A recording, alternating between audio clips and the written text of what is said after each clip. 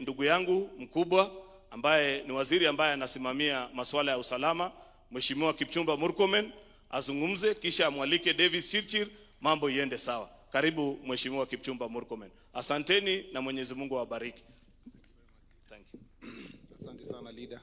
Your Excellency President William Ruto, the Commander-in-Chief of all our defense forces, the family of our father, our friend, Mheshimiwa John Koech, our Waziri Davis, Leader of Majority, the governors present here, the members of parliament present, na waombolezaji wote, Bwana asifiwe. Bwana asifiwe tena. Your Excellency, I knew Mzee John Koech personally, and I had a personal interaction with him. Niliweza kujuana na mzee mimi mwenyewe kupitia familia yake. Kwanza nilisoma wakati moja na msichana yake ambaye ni Masi, hako hapa. Tulikuwa shule the same time, though different universities. Tulikuwa the same time, but where we met was in Christian Union. I used to be the CU chair. Nikaenda kuhubiri kwa shule yao kuko Daystar. Alafu from there we became we got to know each other. And in a very interesting way, when she graduated, I went for her graduation party, after which I knew Mzee. The day nilifanya my own admission to the bar, Mzee alinipatia his own car ya cabinet secretary, a Pajero, which was brown in color. Akanipatia inibebe. Siku hiyo nikaomba Mungu sana, Mheshimiwa Rais, kwamba siku moja hata mimi nikuwe waziri kama yeye. Na Mungu akakukuza rais, ukanifanya ni fulfill your promise. Kwa hivyo mimi nataka kusema huyu mzee, and there's something I wanted to say about that. It's not just a vain story. Sometimes sisi kama viongozi hatujui the small impact we make in a very young person. Kwa kumsalimia tu, ama kupika selfie, ama kumpatia lift. Leadership is an inspiration. There are so many young people wamesimama huko. Tomorrow they will be the president, they will be the ministers. That is an inspiration. Huyu mzee was very humble. When I met him, he was very humble, and many of you know his demeanor. Ni very humble man. Now, I think, I don't know, I mean, if you look all his children, and I'm not saying that, I worked with Leonard in Action 8.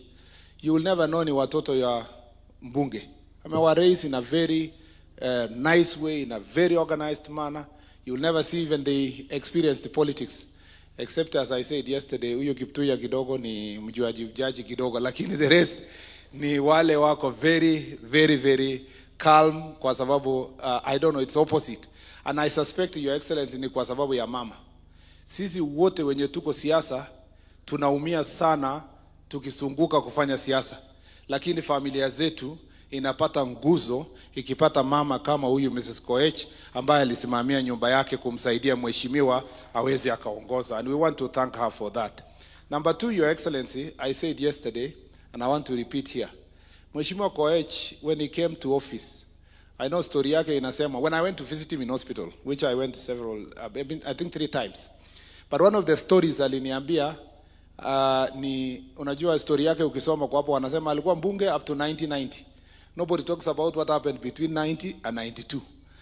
But we all know he was expelled by KANU at some point. So aliniambia alipata siasa, vitina, nini, akaambiwa nini, it's not loyal enough, akahama. By the time walijua ilikuwa ni fitina, ilikuwa 1992. Ndio mzee akakuja, mzee moja akamwambia urudi. So I think he had gone through all these things. But most profound one is 2005.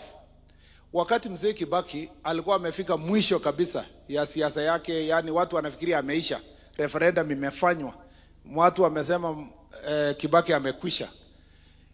Mzee Kibaki did what you did, Your Excellency. He dissolved his cabinet, formed a broad-based government, and in looking for a person to stabilize his government, he looked for Honorable John Koech. When he formed his own broad-based government, he looked for people beyond their political parties. And it's because of the sacrifice of such people who had a foresight to look at the country as a whole, not to look at a small political party. He made that sacrifice, stabilized the government, President Kibaki. By the elections of 2007, President Kibaki's economic transformation he had made was the best we've ever had until recently you came to office. And I want to say this to the country, that it may have looked like it was a difficult time for you, President, last year. But what you did by broadening your government, stabilizing our country, learning from the experiences that your predecessor did, it's going to change this country. And I believe when the time comes, this government will be that government that will have delivered even far much better for this nation because of your foresight and a leadership that brings everybody together. Lastly, ule mzee aliongea hapa, aliongea vizuri sana kuhusu kelele ya siasa. Wewe rais umetoa mwelekezo. Umetuambia sisi kwa watu ya security. We want a country that has order, law and order. Your Excellency, inchi ilikuwa imefika wakati kulikuwa na mazishi huko Matungu. Viongozi wamesanyana, hawajui hata nani, hata hawajali mwenye amekufa. Wanafika mazishi kama hii, mwingine anapiga kelele, mwingine anapiga kelele, wanapigana, watu wengine wanakufa. You kill others in a funeral that you came to say pole.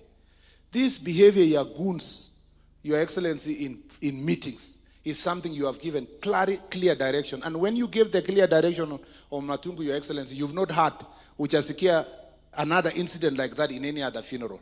And I want to thank watu wa Bomet kwa sababu viongozi leo wako tofauti than before. Yeah? Hakuna ile kelele ya huyu ule kwa mazishi. And I think under your leadership, we will work hard in the security sector, Your Excellency, to ensure that there is order in the country. And Your Excellency, we will also deal, not just those who organize kelele kwa wengine, ni also others who also organize the same kelele to seek sympathy. All of them will be treated equally because we do not want people to create chaos in the country. And I want to say that we must respect our police officers. Kuna watu wanafikiria polisi tu ni mtu ya kupikia kelele. We must all of us work together to support our security team. If you are a leader and you have a function, and you think that you need our support, write to the Inspector General of Police, work with the police team on the ground. We want a country that is respecting law and order. And under your leadership, Your Excellency, this itakuwa mtindo. Tangu wewe useme namna hiyo, hii ndio itakuwa mtindo, tuhakikishe kwamba viongozi wetu tumekaa pamoja kwa amani. Kwa haya na mengi, kabla sijaketi, Your Excellency, team yetu ya National Administration wako hapa, wakiongozwa na Regional Commissioner wa hapa, huyu Hassan, and I want to tell all of them wasimame, Regional, County, na Chief, na Assistant Chief, wasemui wako wote hapa, Your Excellency. This is the team that is helping us kwa universal health care, they are helping us kwa mambo ya agriculture, they are helping us in coordinating national government programs mpaka grassroots. And Your Excellency, as you give directions, their welfare and their interests will be taken care of because we want a country that is governed by law and order. I thank you, Your Excellency. And now, please, Ketini, let me welcome CS David Chirchir, ambaye is my big brother and is our CS for roads and transport.